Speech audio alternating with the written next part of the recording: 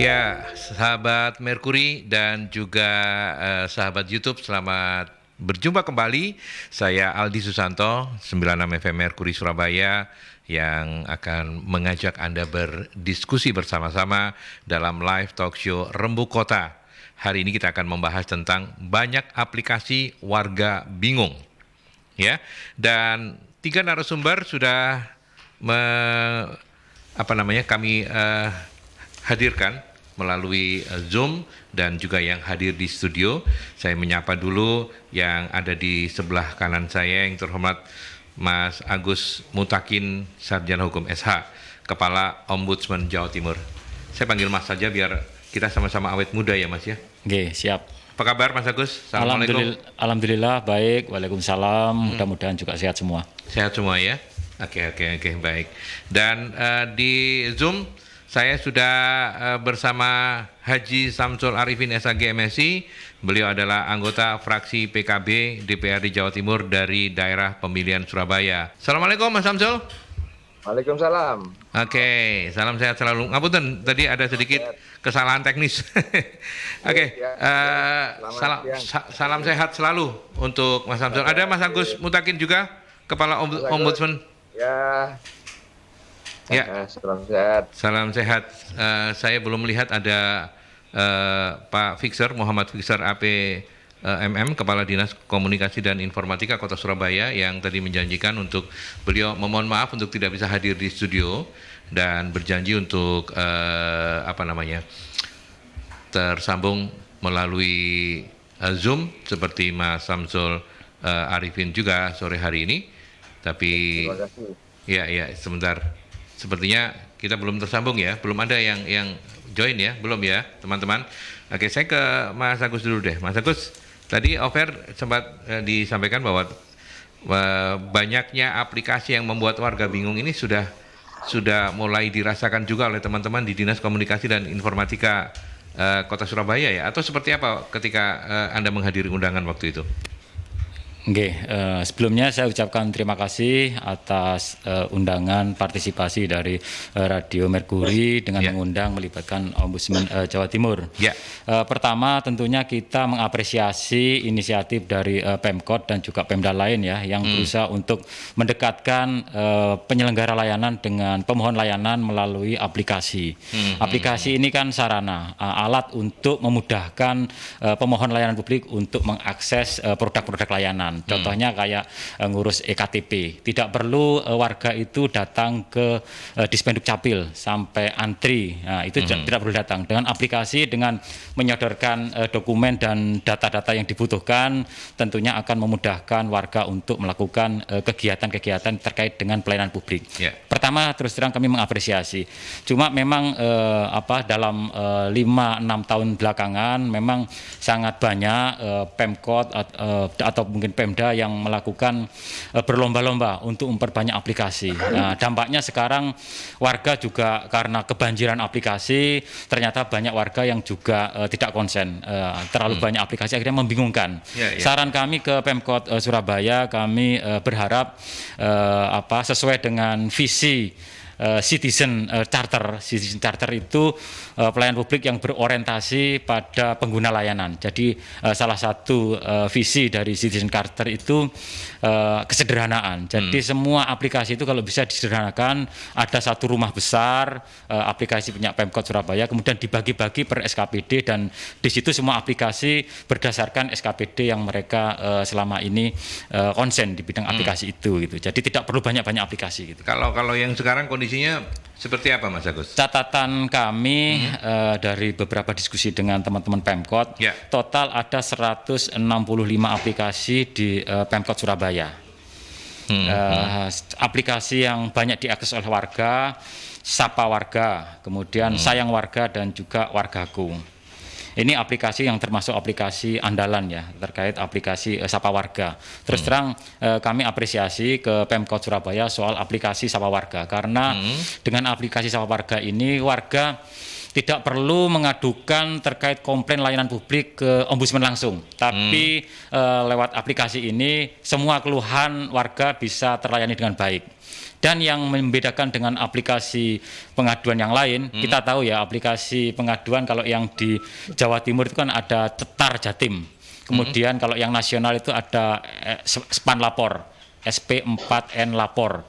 Kemudian juga ada beberapa unit layanan teknis di instansi vertikal yang dia juga membuka aplikasi-aplikasi pengaduan. Ya. Cuma yang di Pemkot Surabaya Sapa Warga kami terus terang sangat bagus karena aplikasi itu mewadahi komplain masyarakat warga Kota Surabaya yang itu termonitor secara langsung dashboard oleh Wali Kota Surabaya. Jadi Wali Kota Surabaya itu memonitor secara langsung.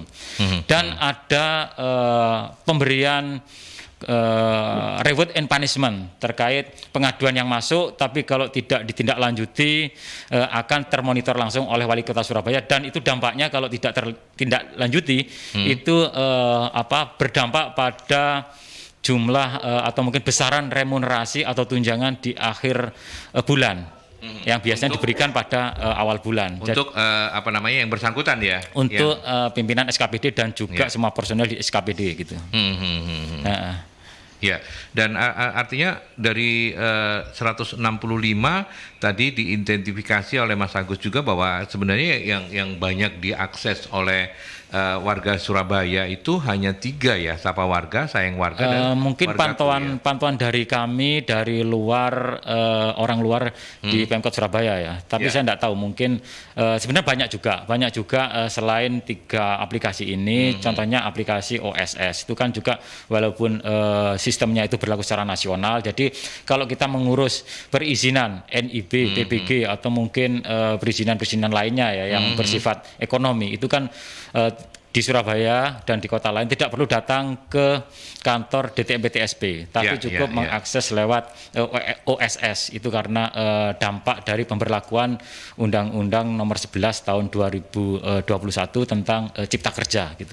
Jadi seperti itu. Oke. Saya ke Mas Samsul sekarang. Mas Samsul, kalau Surabaya ada 165, saya berharap mudah-mudahan Mas Samsul juga punya data-data. Kalau Jawa Timur bagaimana Mas petanya untuk aplikasi-aplikasi warga ini, untuk kebutuhan warga, masyarakat? Untuk di Jawa Timur saya belum tahu detail ya berapa jumlahnya, tapi paling tidak kan begini, hampir setiap dinas sekarang sudah mulai membuat aplikasi. Contohnya di Surabaya saja misalnya yang di bawah pemerintahan Kota Surabaya itu kan ada 165, seperti yang data yang disampaikan oleh Mas Agus. Tinggal menurut saya sekarang apakah 165 itu efektif apa enggak untuk melayani kebutuhan masyarakat. Itu masih belum aplikasi yang di luar koordinat pemerintahan ya, yang memang itu atas kreativitas pengusaha di Surabaya atau kreativitas para aplikator yang ada di Surabaya, yang itu mulai dari skala nasional, skala regional, bahkan skala lokal sendiri seperti di Surabaya. Ini yang masih belum kita deteksi. Sedangkan penggunaannya sekarang kalau tadi hanya berapa Mas Agus menyampaikan hanya 3 sampai 5 aplikasi yang diminati oleh masyarakat, ini sebenarnya kan 60 itu kan agak sia-sia kan begitu. Nah, belum lagi soal capaian pengetahuan masyarakat, SDM masyarakat kita di Surabaya ini belum pada tahap yang menurut saya itu sudah pengguna aplikasi itu kayaknya masih belum. Atau mungkin nanti kalau dari Dinas Kominfo punya data berapa jumlah masyarakat yang menggunakan aplikasi-aplikasi tersebut, sehingga itu nanti saya sepakat tadi Mas Agus misalnya itu bisa dirampingkan, ya bisa dirampingkan yang kemudian masyarakat lebih mudah untuk mengakses. Karena kan hari ini apalagi ketika pandemi COVID-19 kemarin ini memang kebanyakan layanan-layanan yang kita butuhkan adalah layanan yang praktis, yang mudah dijangkau, yang bisa diakses dari rumah sehingga itu terhindar dari kerumunan. Satu.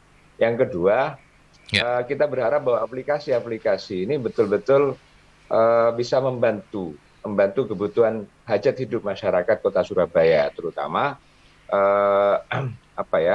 kebutuhan real hari ini, kebutuhan primer masyarakat Surabaya hari ini betul-betul bisa tercover dengan baik dengan aplikasi itu.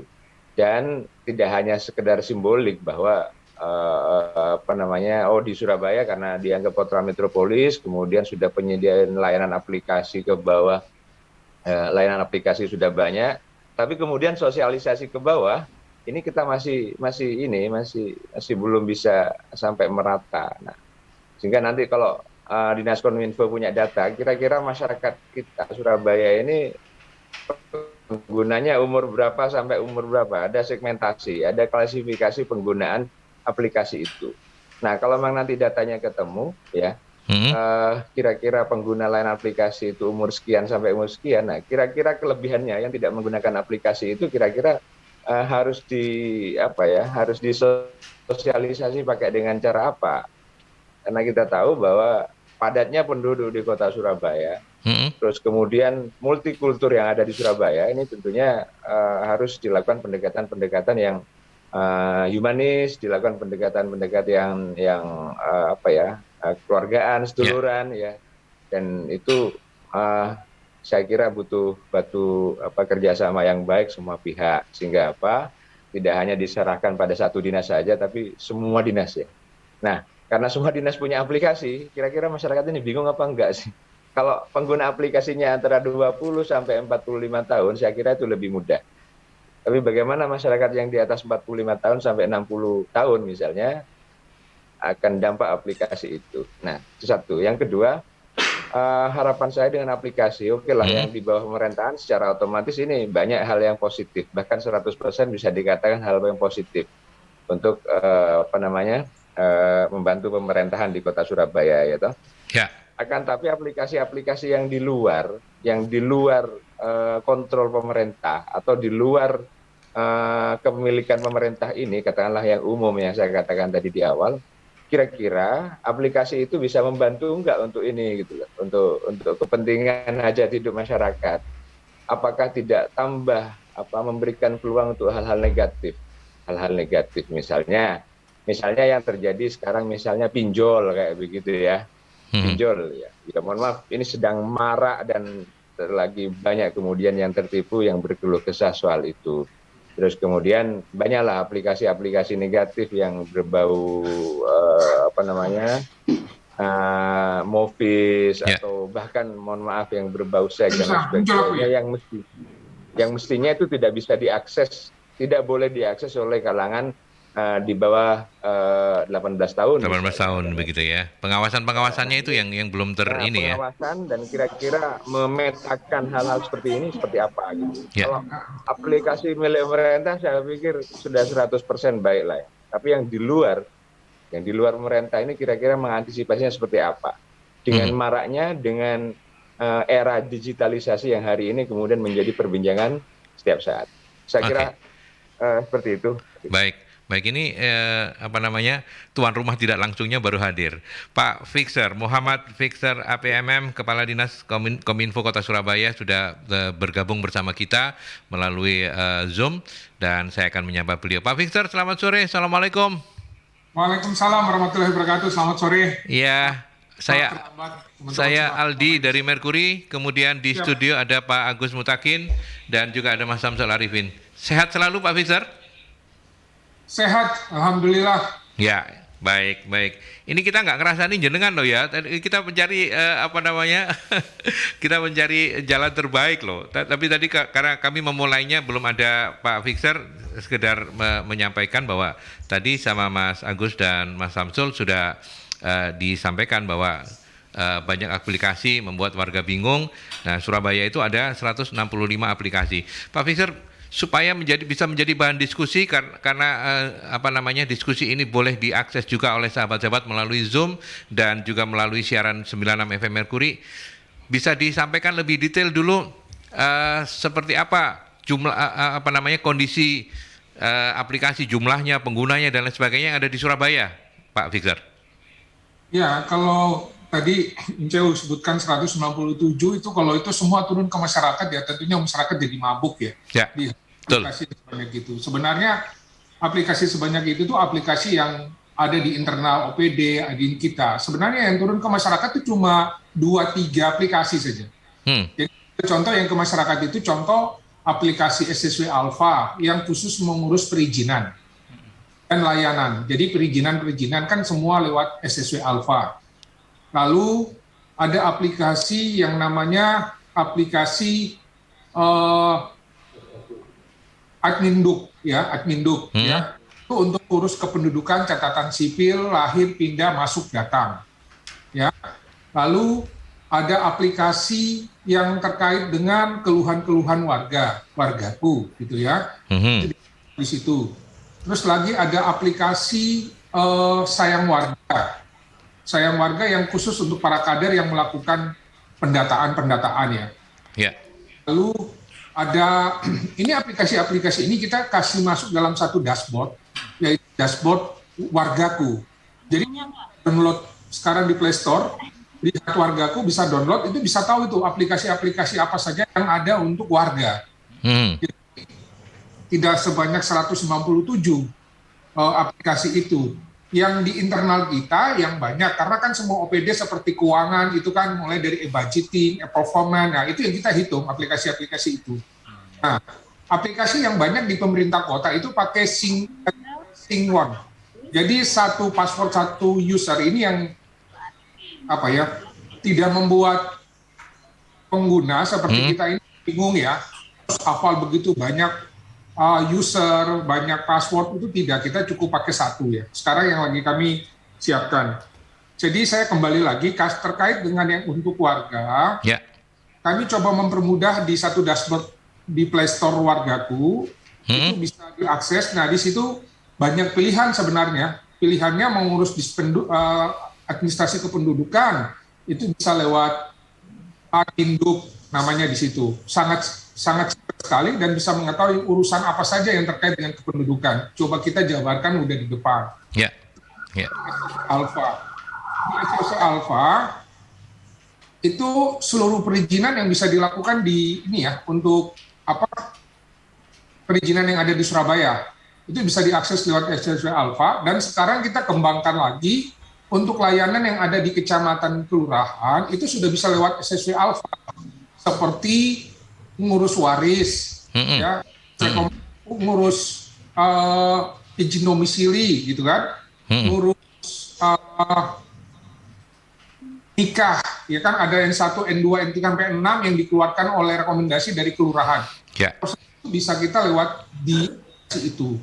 Nah itu mungkin sedikit contoh yang ada. Jadi tidak banyak semacam 157 aplikasi yang semuanya turun ke masyarakat.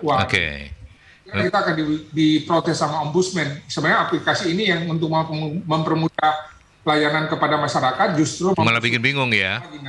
Ya. Oke, baik Pak Victor. Dan sahabat-sahabat Merkuri, silakan juga untuk Anda yang sudah join melalui Zoom ataupun juga melalui 96 FM Merkuri, silakan menyampaikan pertanyaan Anda. Kalau yang Anda join melalui siaran kami di frekuensi 96, Anda bisa menelpon di 0315620096 atau juga melalui WhatsApp di 0817300096 untuk berdiskusi bersama para narasumber. Dan Bapak-bapak para narasumber, izinkan saya untuk break dulu. Kita ke iklan dulu, Pak Victor, Mas Samsul dan Pak Agus. Kita lanjutkan setelah pesan-pesan berikut ini.